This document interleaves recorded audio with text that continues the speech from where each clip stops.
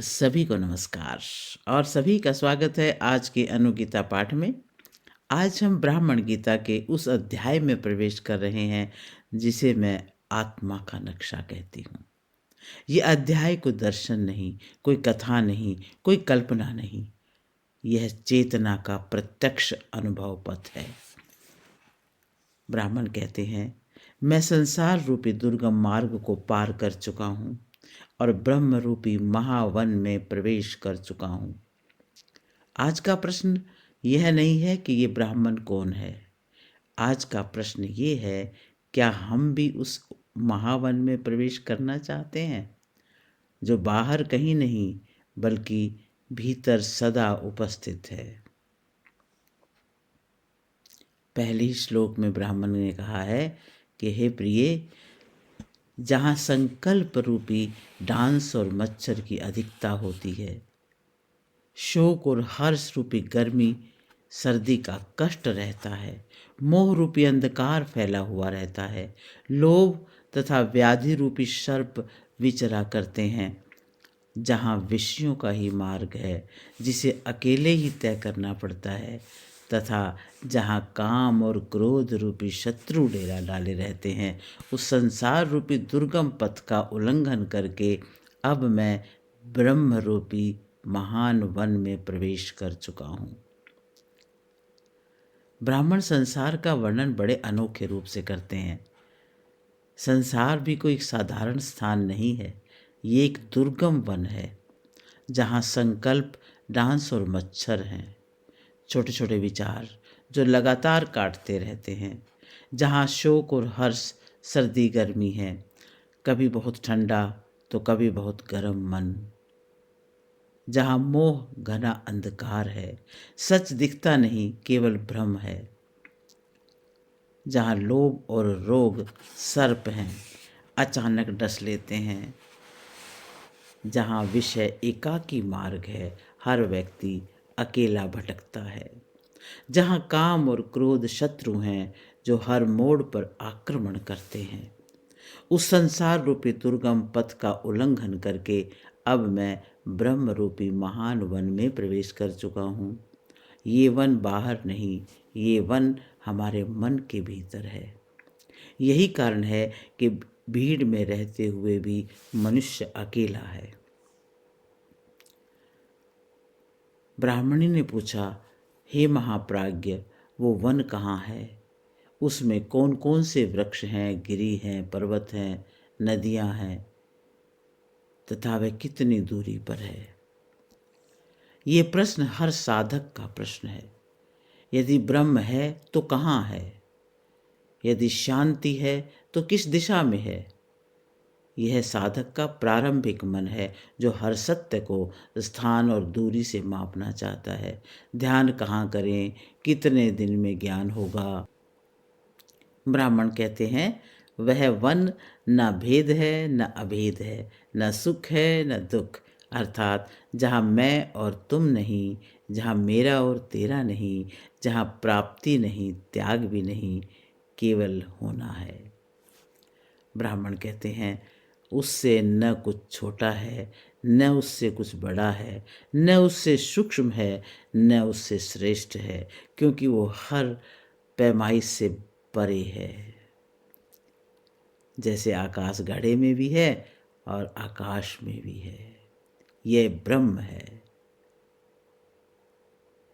तो उस महान वन में प्रवेश कर चुके लोग न शोक करते हैं, न अत्यधिक हर्ष, न किसी से डरते हैं, न उससे कोई डरता है, क्योंकि अब अहंकार नहीं बचा। जिसे मृत्यु का भय नहीं, उसे कोई धमका नहीं सकता। ये संसार इच्छाओं का दुर्ग है और ब्रह्म वो वन है जहाँ पहुंचकर मन शांत हो जाता है।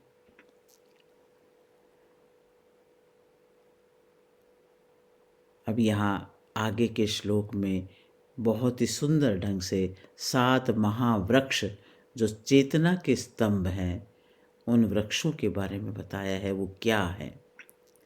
यहाँ एक बात सबसे पहले जानने योग्य ये है कि वन आत्म चेतना है और वृक्ष चेतना के स्तर हैं।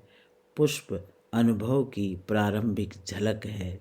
फल परिपक्व अनुभूति है और रंग गुणों के रंग हैं, सत्व रज तम या चेतना की शुद्धता।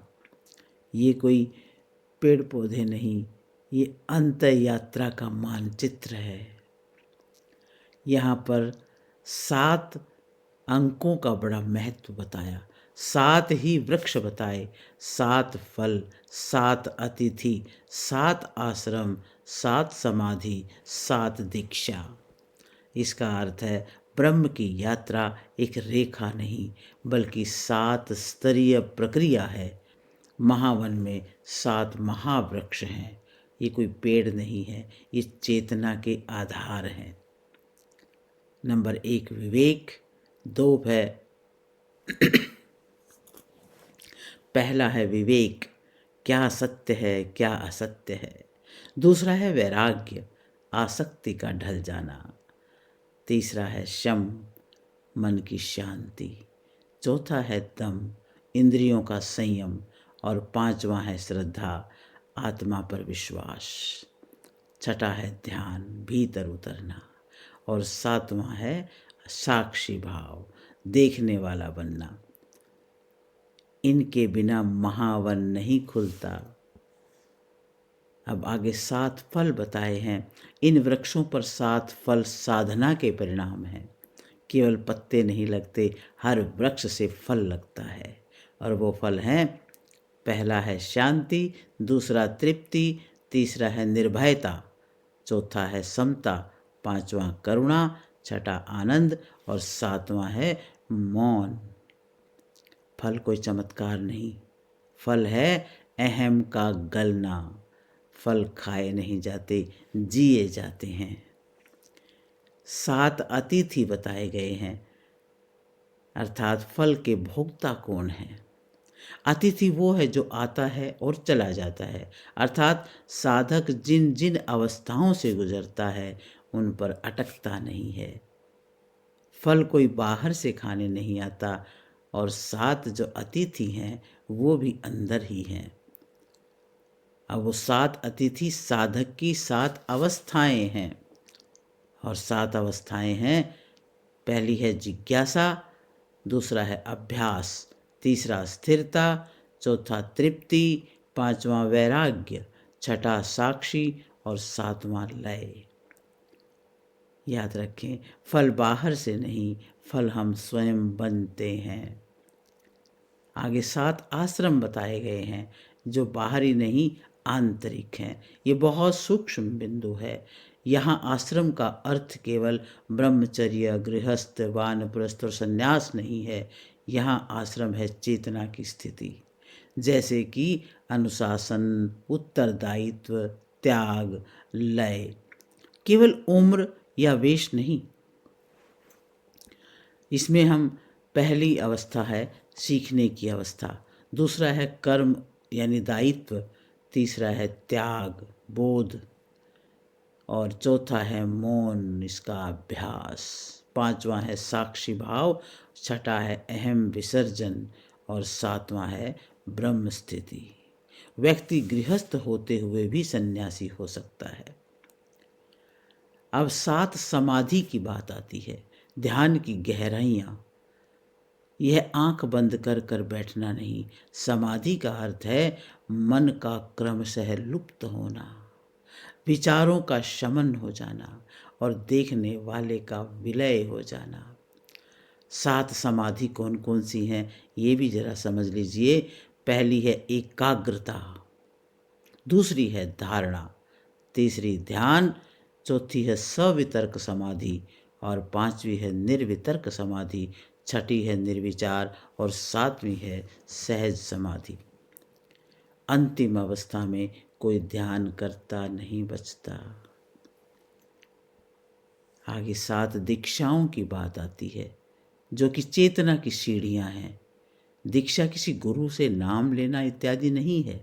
यहाँ पर दीक्षा है भीतर का रूपांतरण, जैसे मैं शरीर हूँ इस बात का टूट जाना, मैं मन हूँ ये भी टूट जाना, मैं साक्षी हूँ ये स्थिर रहना और फिर मैं भी नहीं। ब्रह्म। दीक्षा है पुराने मैं की मृत्यु हो जाना, अज्ञान से जागृति, आसक्ति से संयम, अहम से साक्षी और इच्छा से शांति, भय से निर्भयता, द्वैत से अद्वैत, जीव से ब्रह्म।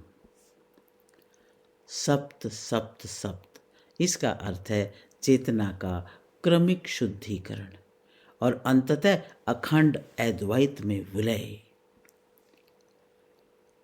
और अब अगले श्लोक में आया है कि वहाँ के वृक्ष 5 प्रकार के रंगों के दिव्य पुष्पों और फलों की सृष्टि करते हुए सब ओर से वन को व्याप्त करके स्थित हैं। अब 5 रंगों वाले वृक्ष, 5 प्रकार के रंगों के पुष्प और फल। अभिप्राय ये है कि ये वृक्ष 5 तत्वों और 5 इंद्रियों से जुड़े हैं, पृथ्वी, जल, अग्नि, वायु और आकाश। यहाँ अभी विविधता है, साधक अनुभव करता है पर पार नहीं हुआ। अगले श्लोक में 2 रंगों वाले पुष्प फल की बात आती है। वहाँ दूसरे वृक्ष ने सुंदर 2 रंग वाले पुष्प और फल उत्पन्न करते हुए उस वन को सब ओर से व्याप्त कर रखा है। सुंदर 2 रंग। अभिप्राय है यहाँ साधक द्वैत के अंतिम चरण में है, सुख दुख, मैं तुम, ज्ञाता ज्ञे। लेकिन अब द्वैत सुंदर हो गया है, संघर्ष नहीं संतुलन हो गया है। समुद्र में लहरें तो हैं पर समुद्र शांत है। अब तीसरे वृक्ष वहाँ सुगंध युक्त 2 रंग वाले पुष्प और फल प्रदान करते हुए उस वन को व्याप्त करके स्थित हैं। अब वही द्वैत है लेकिन आसक्ति नहीं, उसमें सुगंध है, उसमें आनंद है। साधक अनुभव में रहता है पर पकड़ा नहीं जाता। चौथे वृक्ष सुगंध युक्त केवल 1 रंग वाले पुष्प और फलों की सृष्टि करते हुए उस वन के सब ओर फैले हुए हैं। एक ही रंग, सुगंध युक्त, ये अद्वैत की देहरी है।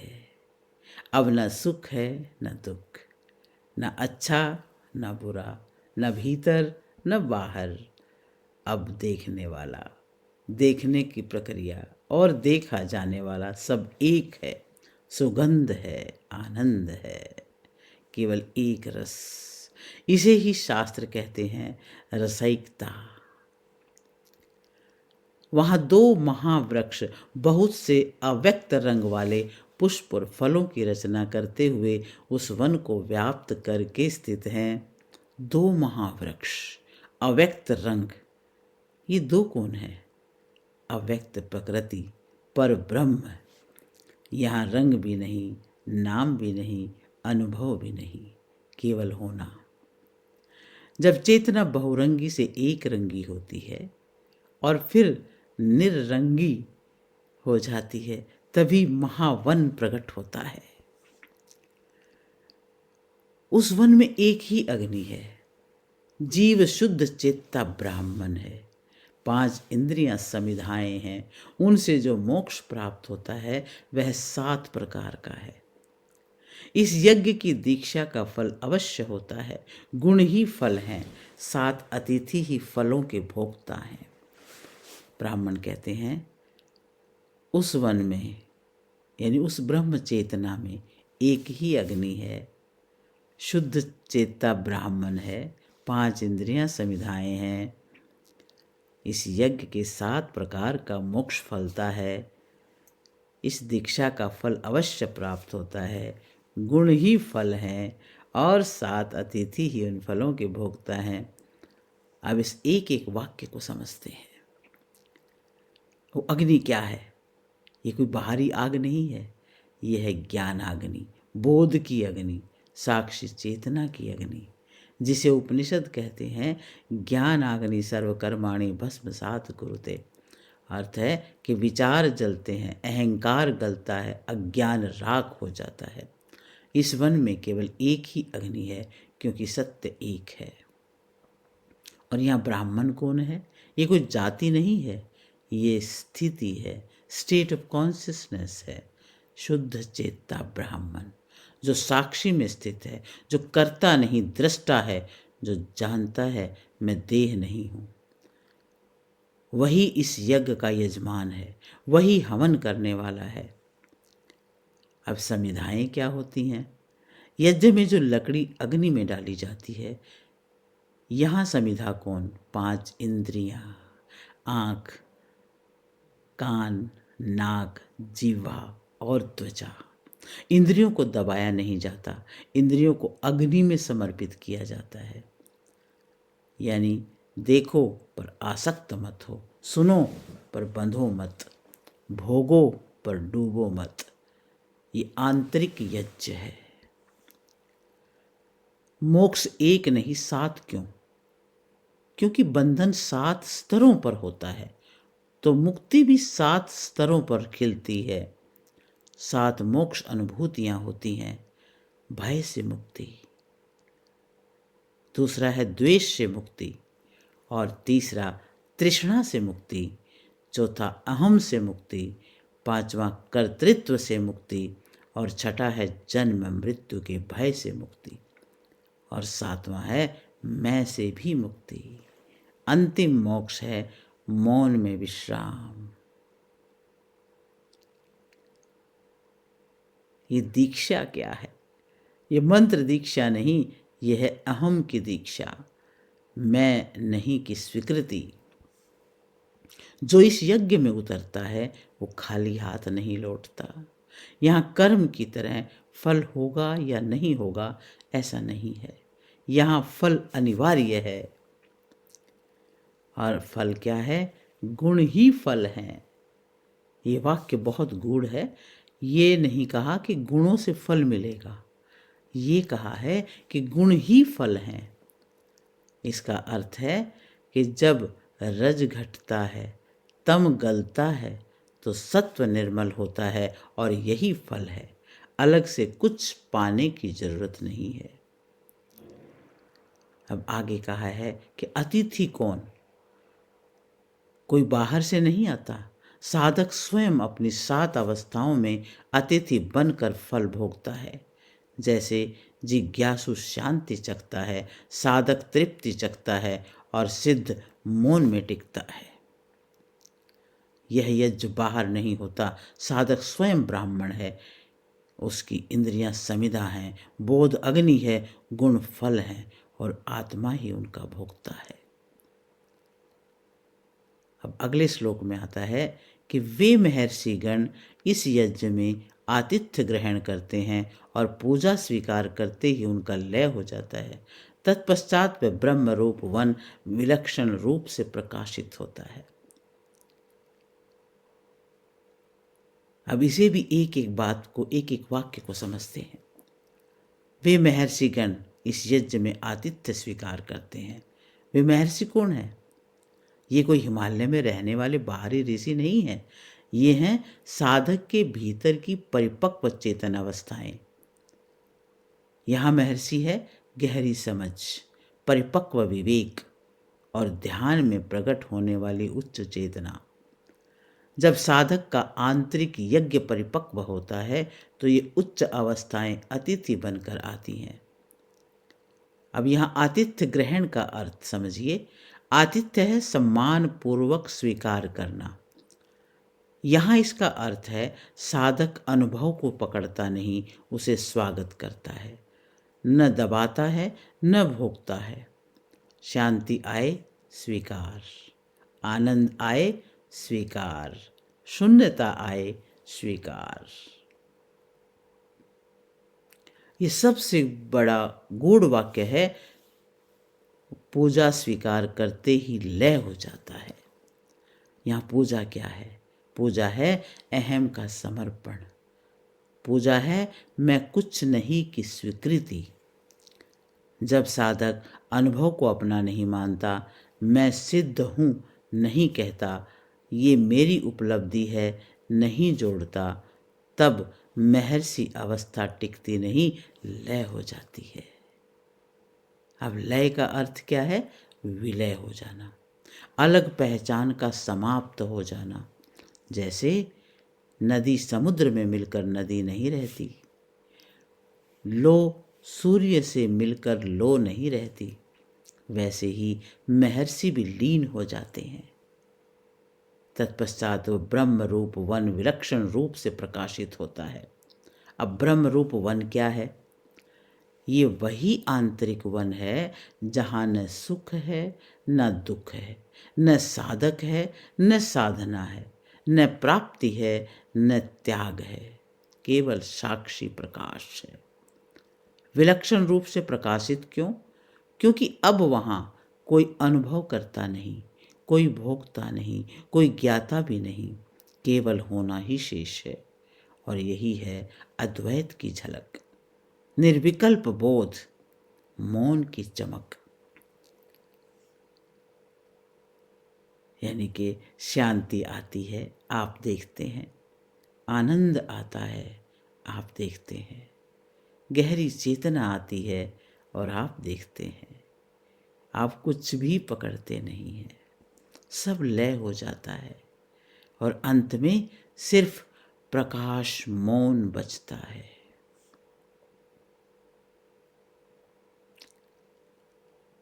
जब साधक किसी भी उच्च अनुभव को नहीं अपना बनाता तो अनुभव लय हो जाता है और शेष रहता है केवल ब्रह्म का प्रकाश। अनुभव भी अंतिम सत्य नहीं है, सिद्धि भी रुकने का स्थान नहीं है। जो भी दिखे उसे जाने दो। जहाँ कुछ भी नहीं बचता वहीं ब्रह्म चमकता है। अगले श्लोक में आता है,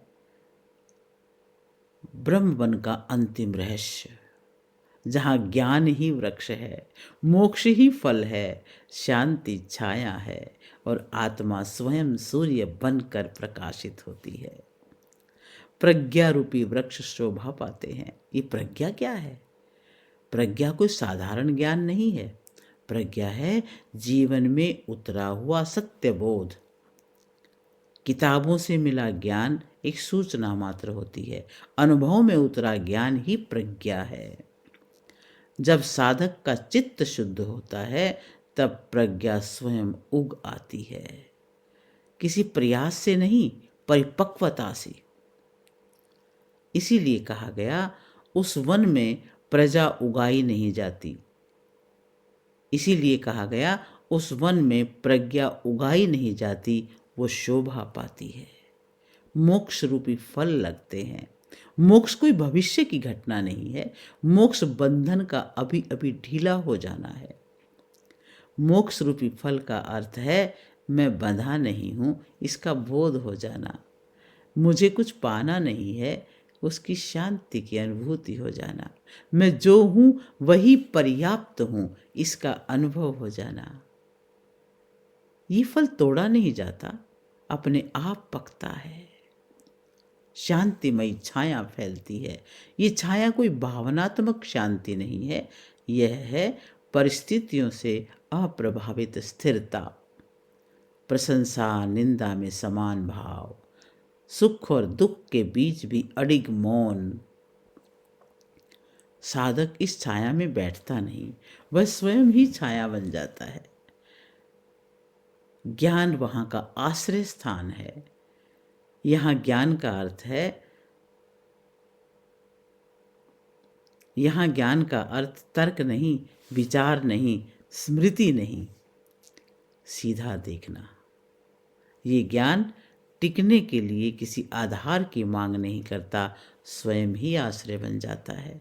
इसीलिए कहा, ज्ञान ही वहाँ का आश्रय है। तृप्ति जल है।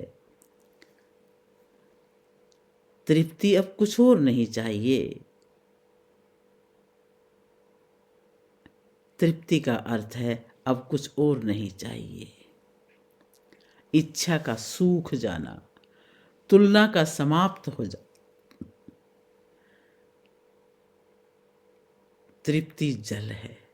तृप्ति का अर्थ है अब कुछ और चाहिए ही नहीं। इच्छा का सूख जाना, तुलना का समाप्त हो जाना, भविष्य की चिंता का गिर जाना, और यही जल उस वन को हरा रखता है। आगे कहते हैं, आत्मा रूपी सूर्य का प्रकाश छाया रहता है। ये अत्यंत सूक्ष्म वाक्य है। इसका अर्थ है, आत्मा प्रकाशित होने के लिए कुछ नहीं करती। जैसे सूर्य बिना प्रयास चमकता है, वैसे ही आत्मा स्वयं प्रकाश है। यहाँ कोई अंधकार नहीं हटाया जाता, अंधकार स्वतः अनुपस्थित होता है।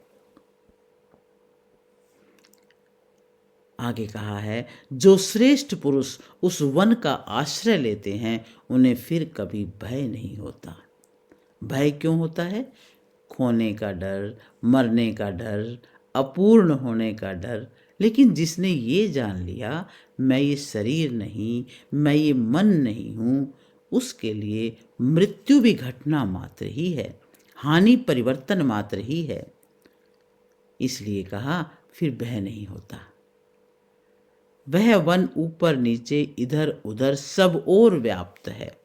इसका अर्थ है, ब्रह्म किसी दिशा में सीमित नहीं है। ध्यान में बैठे बैठे ही नहीं, चलते फिरते बोलते सुनते भी वही है।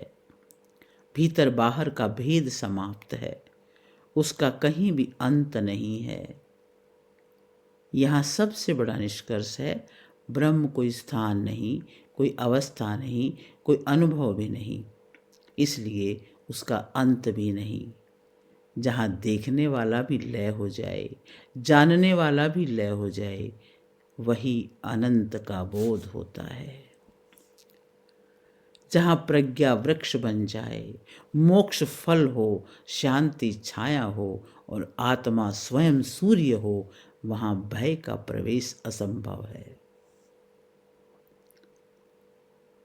यदि ध्यान से शांति आए, देखो, प्रकाश आए, देखो, शून्यता आए, देखो, कुछ भी थामो मत, तो यही ब्रह्मवन है।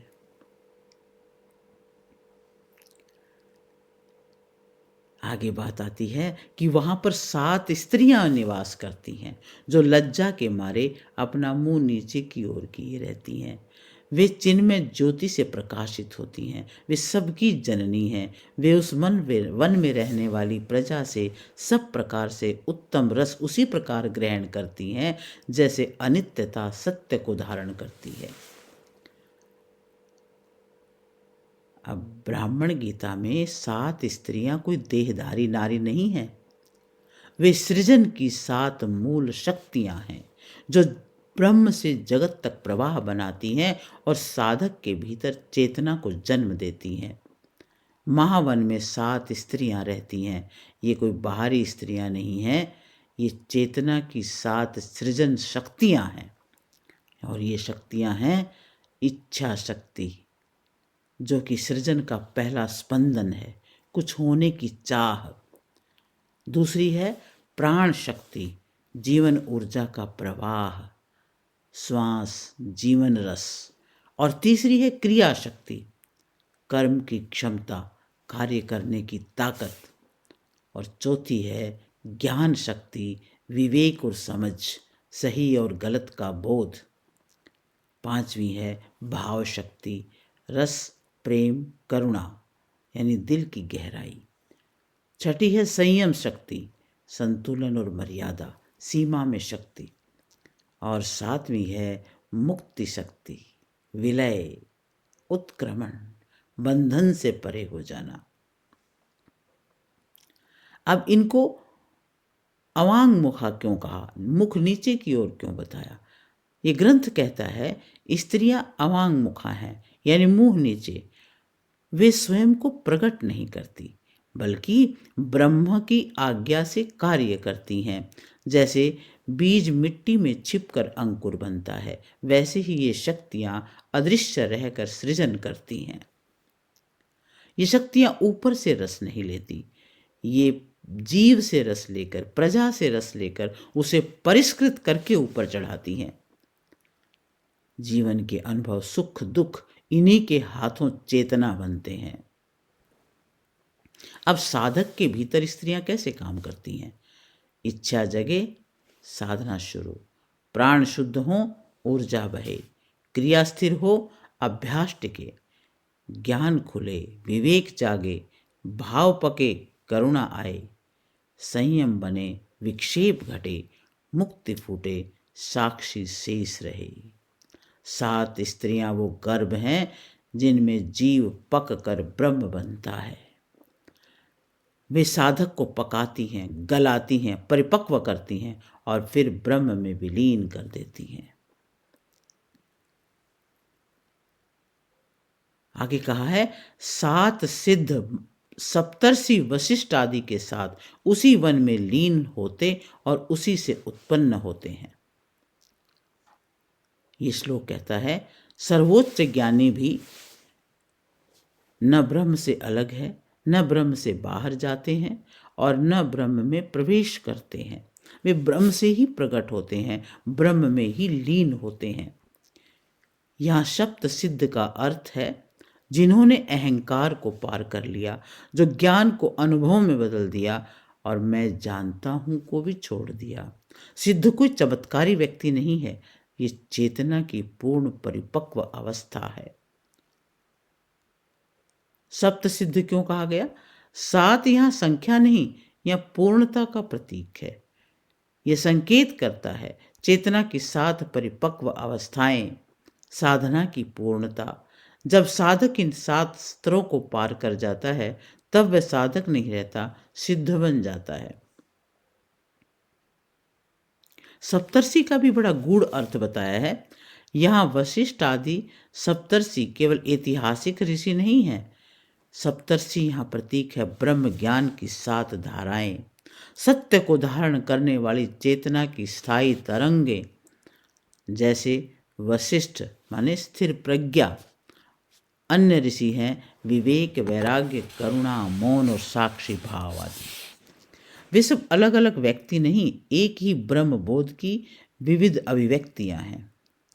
उसी वन में लीन रहते हैं। इसका अर्थ है यहाँ लीन होना मृत्यु नहीं है, इसका अर्थ है नाम का विलय, रूप का विसर्जन और भूमिका का अंत।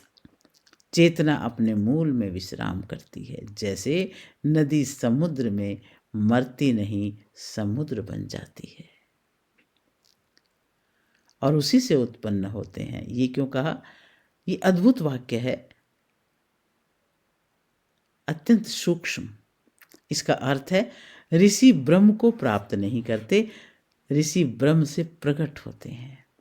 जैसे लहरें समुद्र से उठती हैं और समुद्र में ही विलीन हो जाती हैं, वैसे ही सिद्ध और ऋषि ब्रह्म वन से उठते हैं और उसी में लीन हो जाते हैं।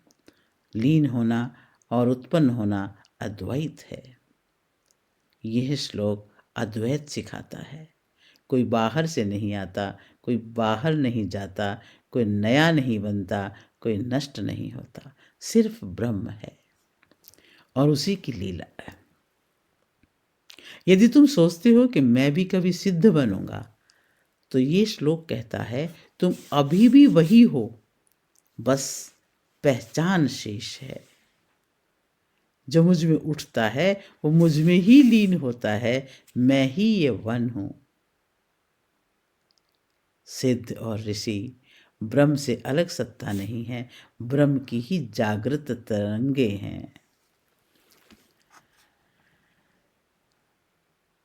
अगले श्लोक में कहा है यश, प्रभा, भग, विजय, सिद्धि और तेज, ये 7 ज्योतियां उपर्युक्त आत्मा रूपी सूर्य का अनुसरण करती हैं। जहां आत्मा प्रकट होती है वहां ये 7 तेज अपने आप उसके पीछे चल पड़ते हैं। यहाँ सूर्य कोई बाहरी ग्रह नहीं है, वह है शुद्ध चैतन्य, साक्षी भाव और आत्मज्ञान, ब्रह्म बोध। जब आत्मा प्रकाशित होती है तब जीवन का अंधकार अपने आप मिट जाता है। ये 7 ज्योतियां आत्मा की किरणें हैं, लक्ष्य नहीं, परिणाम है। यश यहाँ पर कोई बाहरी सिद्धि नहीं, प्रसिद्धि नहीं, बल्कि आंतरिक गरिमा है, जहाँ व्यक्ति को सम्मान मांगना नहीं पड़ता। आत्मस्थित व्यक्ति मौन में भी आदरणीय होता है। दूसरी इसमें बताई प्रभाव, इनर ग्लो, चेहरे का तेज नहीं, उपस्थिति की शांत चमक। जहाँ व्यक्ति बोलता कम है पर उसकी उपस्थिति बोलती है। तीसरा इसमें बताया ऐश्वर्य, होलनेस, धन या सत्ता नहीं, भीतर की पूर्णता। मुझे कुछ और चाहिए, ये भाव समाप्त हो जाता है। चौथा इसमें है विजय, इनर मास्टरी, दूसरों पर नहीं अपने ऊपर विजय।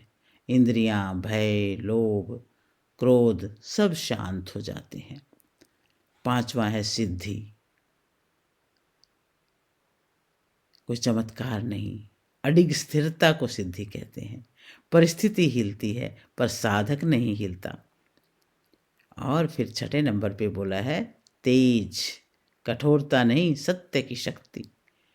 उसके शब्द कम होते हैं पर प्रभाव गहरा होता है। अब अनुसरण करती है, ये शब्द अत्यंत महत्वपूर्ण है। श्लोक ये नहीं कहता कि साधक इन ज्योतियों को प्राप्त करता है, साधक इनके पीछे दौड़ता है, बल्कि कहता है वे स्वयं आत्मा के पीछे चलती हैं। जैसे सूर्य चलता है तो किरणें पीछे पीछे आती हैं। यदि कोई यश के पीछे दौड़ता है, ऐश्वर्य चाहता है, सिद्धि खोजता है, तो वह आत्म सूर्य से हट जाता है।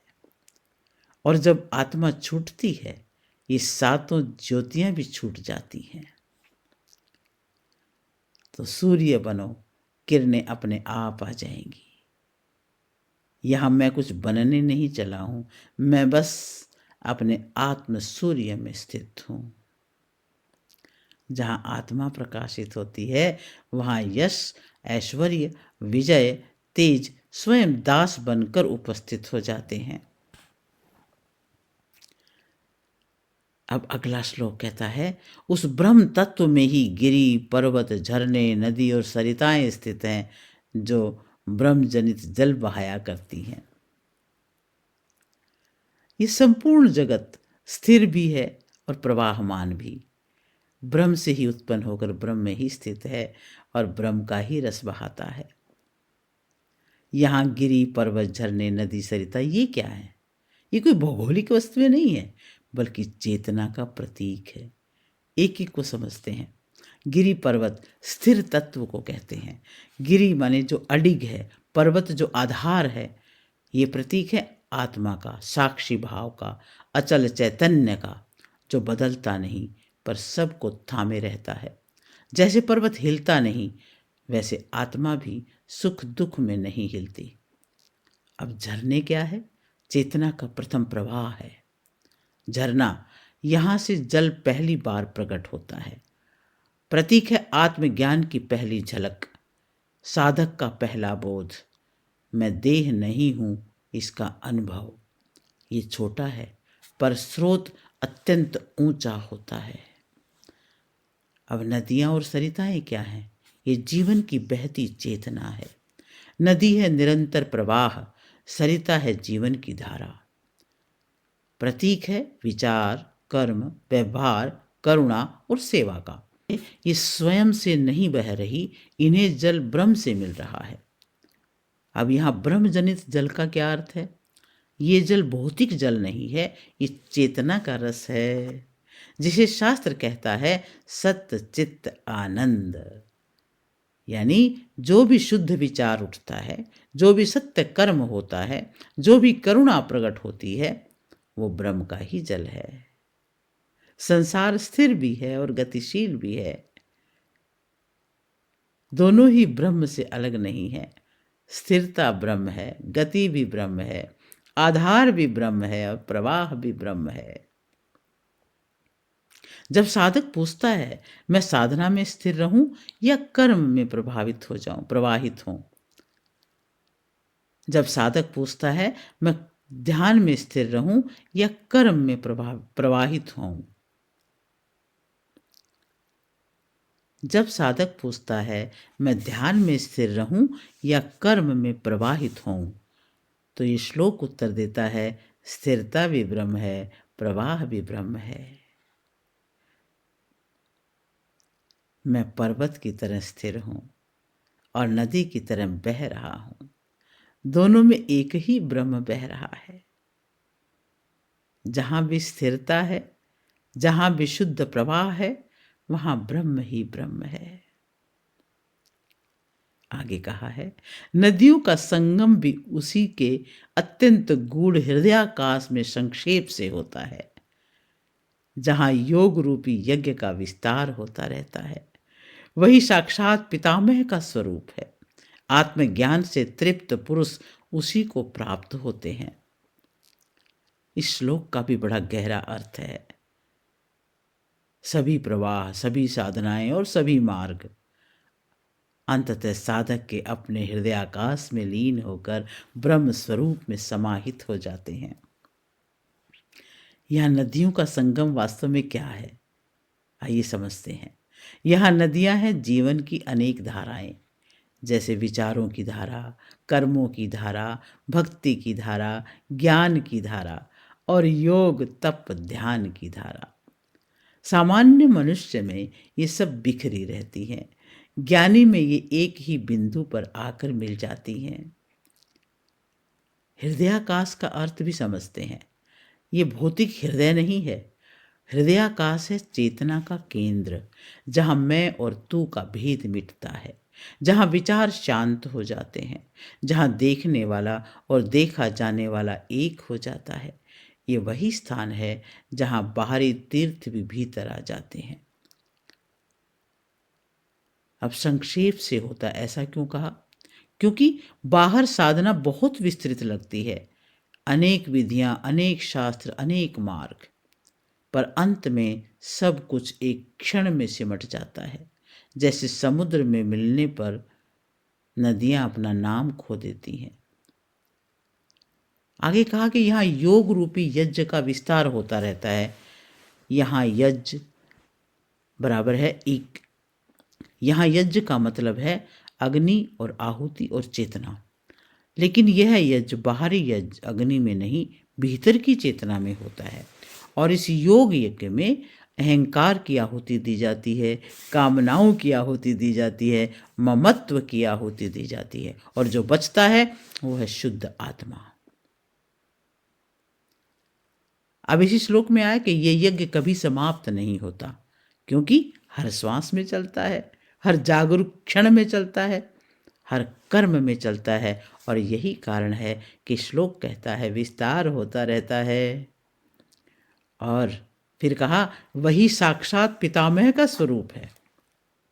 हाँ, पितामह यहाँ ब्रह्मा है, और यहाँ ब्रह्मा है सृजन का मूल, अर्थात जहाँ ये योग यज्ञ चल रहा है वही सृष्टि का स्रोत है। ये कोई अलग लोक नहीं, ये आपकी ही चेतना का मूल केंद्र है। आत्मज्ञान से तृप्त पुरुष उसी को प्राप्त होते हैं। ये बहुत महत्वपूर्ण वाक्य है। यह प्राप्ति का अर्थ है कहीं जाना नहीं, कुछ पाना नहीं, बल्कि जो पहले से है उसी में टिक जाना है। अब आत्मज्ञान से तृप्त पुरुष कौन है? जिसे अब प्रश्न नहीं सताते, जिसे अब खोज नहीं करनी, जिसे अब कुछ सिद्ध नहीं करना, वह शांत होकर उसी हृदयाकाश में विश्राम करता है। मेरी सारी धाराएं मेरे ही हृदय में विलीन हो रही हैं। मैं ही यज्ञ हूँ, मैं ही अग्नि हूँ, और मैं ही ब्रह्म हूँ। जहाँ साधना समाप्त होती है वहीं पर ब्रह्म प्रकट होता है। अब अगले श्लोक में कहा केवल वही पुरुष पर ब्रह्म की उपासना कर पाते हैं जिनकी आशाएं क्षीण हो चुकी हैं, जो व्रत पूर्वक जीवन जीने की आकांक्षा रखते हैं, जिनके पाप तपस्या से जल चुके हैं, और जिन्होंने अपनी बुद्धि को आत्मा में स्थिर कर दिया है।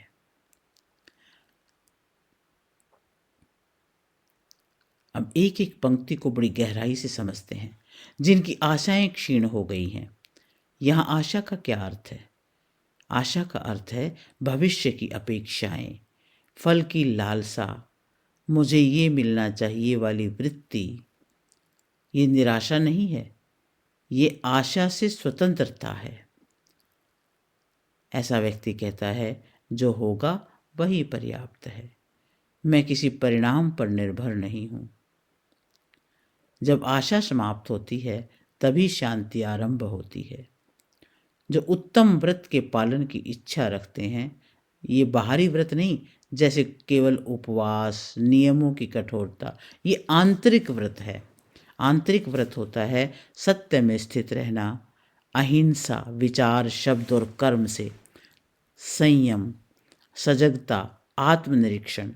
ऐसा व्यक्ति अपने जीवन को अनुशासित नहीं, समर्पण से जीता है।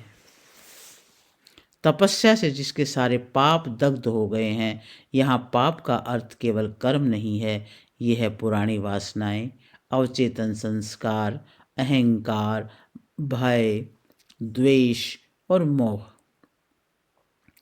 यहाँ तपस्या है चेतना की अग्नि, ध्यान, मौन, स्व अवलोकन, वैराग्य, सत्संग। इनसे अज्ञान जल जाता है, आत्मा शुद्ध हो जाती है। जैसे आग में डालने पर सोना चमक उठता है, वैसे ही तप से चेतना निर्मल होती है। वे ही पुरुष अपनी बुद्धि को आत्मनिष्ठ करके, ये सबसे गूढ़ पंक्ति है।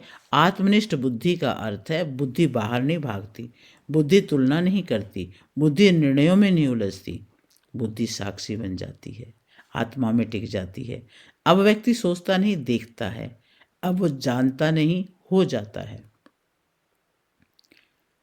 आगे कहा पर ब्रह्म की उपासना करते हैं। ये उपासना मंदिर की नहीं, मूर्ति की नहीं, क्रिया की नहीं, ये है स्वयं को स्वयं में विश्राम देना। पर ब्रह्म की उपासना का अर्थ है अपने मूल स्वरूप में टिक जाना, मैं हूँ उस भाव में टिक जाना, द्वैत का विलय हो जाना। और ये श्लोक बहुत स्पष्ट घोषणा करता है कि हर कोई ब्रह्मवन में प्रवेश नहीं कर सकता, केवल वही प्रवेश कर सकता है जो हल्का हो चुका हो। हल्का कैसे? आशाओं से, इच्छाओं से, अहंकार से और पहचान से। जब आशा समाप्त होती है, व्रत जीवन बन जाता है, तब से अज्ञान जल जाता है और बुद्धि आत्मा में टिक जाती है, और तभी पर ब्रह्म स्वयं प्रकट हो जाता है।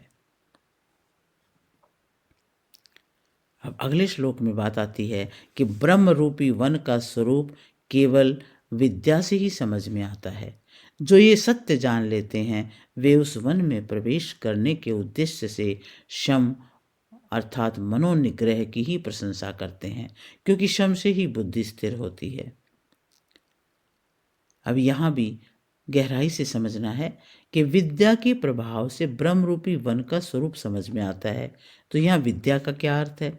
ये कोई पुस्तकीय जानकारी नहीं है, तर्क या दर्शन का संग्रह भी नहीं है, ये है प्रत्यक्ष आत्मबोध,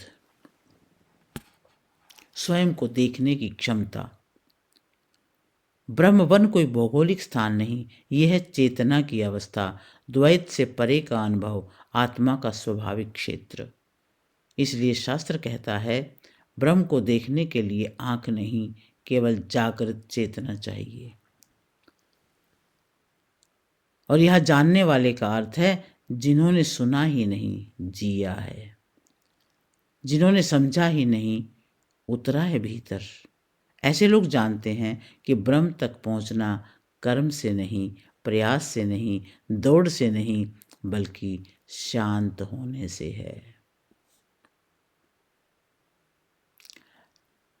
अब अगली जो पंक्ति है उसका भी अर्थ समझते हैं। इस वन में प्रवेश करने के उद्देश्य से, ये बहुत महत्वपूर्ण है। ब्रह्म वन में जाया नहीं जाता, उसमें प्रवेश होता है, और प्रवेश का अर्थ बाहर की दौड़ का अंत है, भीतर की ओर मुड़ना है, इच्छा का शमन है। यह प्रवेश तभी होता है जब मैं कुछ बनना चाहता हूँ, इस वृत्ति का विसर्जन हो जाए। अब शम की ही प्रशंसा करते हैं। शम माने मन की शांति, विचारों को दबाना नहीं, मन को रोकना नहीं, बल्कि मन को स्वाभाविक रूप से शांत होने देना। सम का अभ्यास करना है तो साक्षी भाव, ध्यान, मौन और स्वीकार।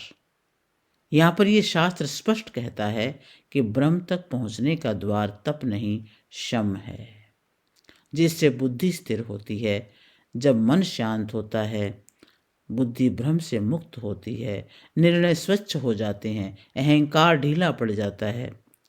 स्थिर बुद्धि का अर्थ है पक्षपात न होना, द्वेष न होना, आकर्षण न होना। बुद्धि अब आत्मा की सेवा करती है, इच्छाओं की नहीं। इस श्लोक में 3 स्पष्ट सूत्र दिए हैं कि ब्रह्म को जानने का साधन है विद्या, ब्रह्म में प्रवेश करने का द्वार है मन की शांति, और शम का फल है स्थिर बुद्धि। जब विद्या से दृष्टि खुलती है, मन शम में शांत होता है और बुद्धि स्थिर हो जाती है, तभी साधक ब्रह्म वन में प्रवेश करता है।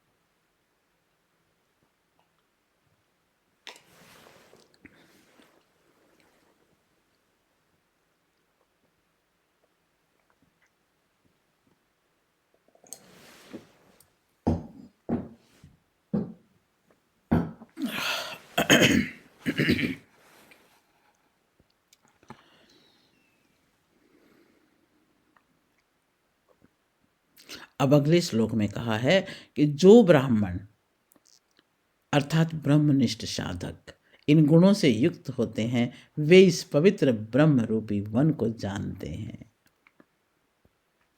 तत्वदर्शी गुरु के उपदेश से जागृत हुए आत्मज्ञानी पुरुष उस ब्रह्म वन को शास्त्रीय रूप से समझकर शम आदि साधनों का नियमित अनुष्ठान करने लगते हैं।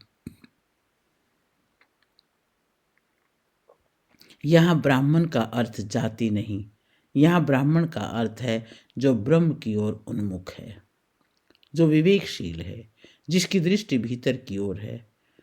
और ऐसे गुण वाले का संकेत पिछले श्लोकों से भी है। आशा क्षीण हो चुकी है, व्रत की इच्छा है, आत्मसंयम की इच्छा है, तब से पाप दग्ध हो चुके हैं, मन शम में स्थित है। ऐसे ही साधक ब्रह्म वन को जान पाते हैं। अन्य लोग उसे पढ़ सकते हैं लेकिन देख नहीं सकते। और तत्वदर्शी के उपदेश से प्रबुद्ध हुए यहाँ एक बहुत सूक्ष्म बात आई है कि ब्रह्म वन अकेले नहीं खुलता, न केवल अपने प्रयास से, न केवल पुस्तकों से। तत्वदर्शी गुरु की आवश्यकता होती है, और तत्वदर्शी वो है जिसने ब्रह्म को जाना है, जो अनुभव से बोलता है, जो शब्द नहीं दिशा देता है। उसके उपदेश से साधक की नींद टूटती है, भ्रम कटता है, साधना सही दिशा पकड़ती है।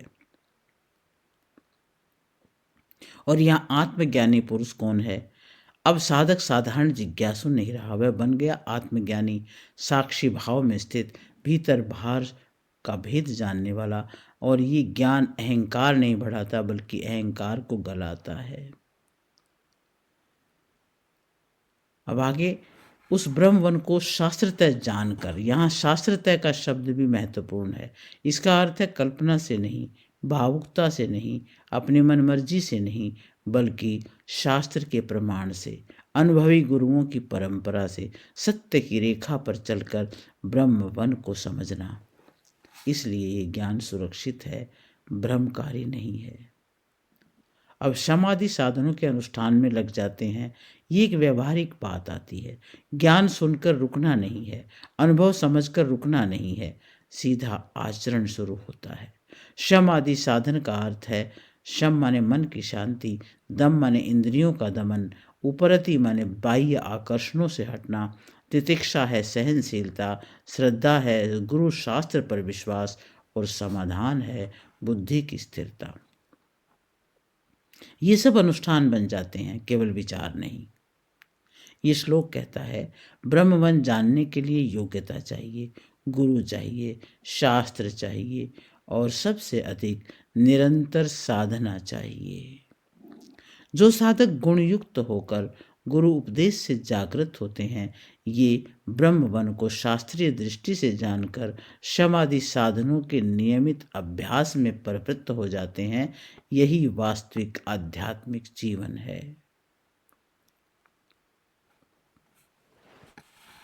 प्रियात्मन, ब्रह्मवन कोई कल्पना नहीं। जब मन शांत होता है, इच्छा ढीली पड़ती है, मैं और मेरा गलने लगता है, तब तुम ब्रह्मवन में हो। यज्ञ जल रहा है, आत्मा प्रकाशित होती है। अब शब्द छोड़िए, बस अनुभव कीजिए। ओम शांति शांति शांति।